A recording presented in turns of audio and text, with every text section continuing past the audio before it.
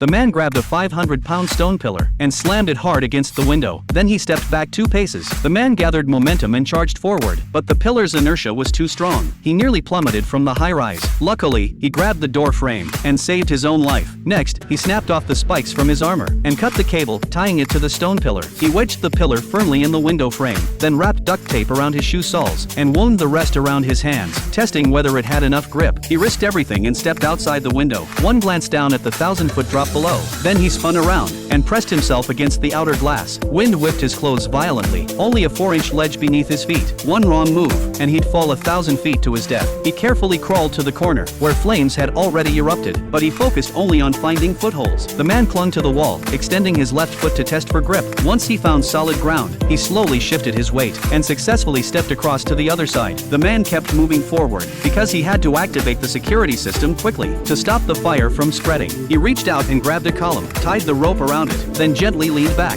He glanced behind him and jumped, but bigger trouble lay ahead. The intense heat from the fire had triggered the control panel's protection system. Massive fan blades spun relentlessly. The man took a deep breath, left the safety rope on the column, calculated the frequency of the blades, then made a determined leap. Fortunately, he landed safely. He quickly opened the controller and rebooted the security system. Soon the system detected the building fire and activated emergency fire suppression. The flames inside were doused with water, but the blaze outside triggered alarms. The blades began spinning at high speed, sucking the flames up into the air. Without time to think, the man could only make a desperate jump over the fire to grab the rope, but the column couldn't handle the weight and snapped. The man was flung into midair, then slammed hard against the glass. Unconscious, he fell, but luckily the rope caught his ankle. When he came to, the man tried to pull himself up, but his prosthetic leg got yanked off. Fortunately, he grabbed the prosthetic to save himself and quickly climbed up the rope. However, the glass soon couldn't support the stone pillar's weight. Time was running out, but through sheer willpower, he successfully climbed back into the room.